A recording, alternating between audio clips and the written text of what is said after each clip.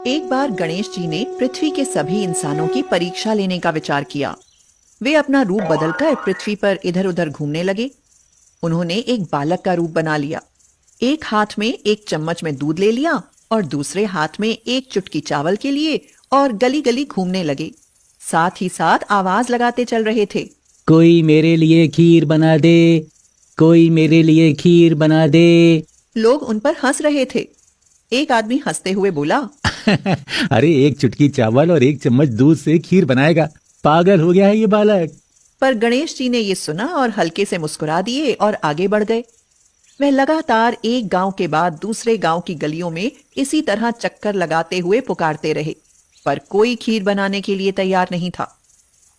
सुबह से शाम हो गई। गणेश जी गली गली लगातार घूमते रहे।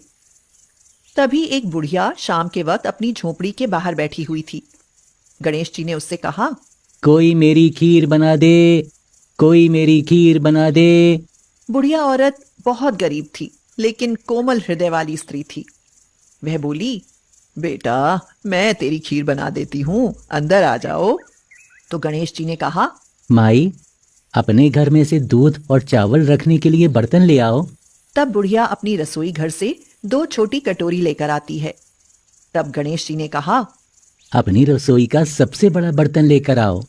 बुढ़िया अपनी रसोई में मौजूद सबसे बड़ा बर्तन और कुछ छोटी कटोरियां लेकर आती है। गणेश जी ने चम्मच में से दूध पतीले में उड़ेलना शुरू किया। तब बुढ़िया के आश्चर्य की सीमा न रही जब उसने देखा दूध से पूरा पतीला भर गया है। एक के बाद एक वह बर्तन झोपड़ी से बाहर लाती गई और उसमें गणेश जी दूध भरते चले गए। इस तरह से घर के सारे बर्तन दूध से लबालब भर गए और बचे बर्तनों में गणेश जी ने चावल भर दिए। गणेश भगवान ने बुढ़िया से कहा, मैं स्नान करके आता हूँ, तब तक तुम खीर बना लो। मैं स्नान कर जब वापस आऊंगा तब खीर खाऊंगा। तो बुढ़िया बोली, पर बेटा मैं इतनी सारी खीर का क्या करूंगी, ये सब तो बर्बाद हो जाएगी। गणेश जी ने उससे कहा, क्यों ना अब सारे गांव को दावत दे दो। बुढ़िया खुश होकर बोली, हाँ बेटा ये तो बहुत अच्छी बात कही तुमने, मैं ऐसा ही करती हूँ। बुढ़िया ने बड़े प्यार से मन लगाकर खीर बनाई। खीर की भीनी भीनी मीठी मीठी खुशबू चारों दिशाओं में फैल गई। खीर बनाने के बाद वह हर घर में जाकर खीर खाने का न्योता देने लगी। कुछ लोग उस पर हंस रहे थे, वहीं कुछ लोग सोच में थे कि कैसे एक गरीब औरत जो भीख मांगकर जीती थी आज वो पूरे गांव को न्योता दे रही है। तभी एक औरत उस बुढ़िया से कहती है, बुढ़िया, तेरे घर में खाने को दाना नहीं है और ये सारे गांव को खीर खाने की दावत दे रही है। बुढ़िया हल्का सा हंसी और आगे चल दी। लोगों को कुतूहल हुआ और खीर की खुशबू से लोग खिंचे चले आए। जब बुढ़िया की बहू को दावत की बात मालूम हुई तब वह अपने बेटे बेटियों को लेकर सबसे पहले वहां पहुंच गई। बुढ़िया ने जब अपने पोते पोतियों को देखा तो उसकी आंखें नम हो गईं और सभी बच्चे खीर खाने की जिद करने लगे। उसने सबको खीर दी और बाहर जाकर बैठ गई। तभी उसकी बहू रसोई में जाती है।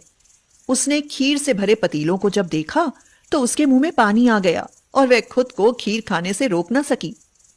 उसने एक कटोरी में खीर निकाली और दरवाजे के पीछे बैठकर खाने की तैयारी करने लगी। गणेश जी भगवान, भोग लगाना। इसी बीच एक छींटा गिर गई और गणपति जी को भोग लग गया और वो प्रसन्न हो गए। बुढ़िया ने देखा बालक वापस आ गया था। बुढ़िया ने उससे कहा, बेटा खीर तैयार है, भोग लगा लो। माँ, भोग तो लग चुका है, मेरा पेट पूरी तरह से भर गया है, मैं तो तृप्त हो गया हूँ।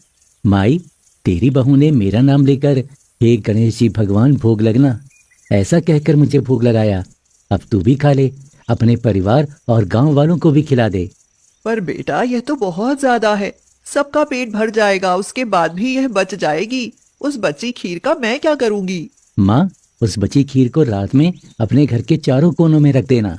इतना कहकर गणेश जी अंतर्ध्यान हो गए। जब सारा गांव जी भर कर खा चुका तब भी सारी खीर बची हुई थी। बुढ़िया ने खीर से भरे बर्तनों को अपने घर के चारों तरफ रख दिया। रात शांति से बीत गई और जब सुबह आंखें खुली तो उसने देखा कि उसके खीर वाले पतीलों में खीर के स्थान पर सोने, हीरे, जवाहरात और मोती भर गए हैं। बुढ़िया ने बोला, एक समय था जब मेरे बेटे बहू ने मुझे घर से निकाल दिया था, तब मैं भीख मांग कर अपना जीवन गुजार रही थी, पर आज मैं बहुत खुश हूँ। मेरी सारी दरिद्रता दूर हो गई और अब मैं आराम से रहूंगी। मेरे तो सारे कष्ट दूर हो गए। हे गणेश भगवान, जैसे मुझ बूढ़ी को आपने सब कुछ दिया, वैसे ही सभी को दे। सभी कहानी सुनने वालों को दे, उनके परिवार वालों को दे। जय गणेश जी महाराज।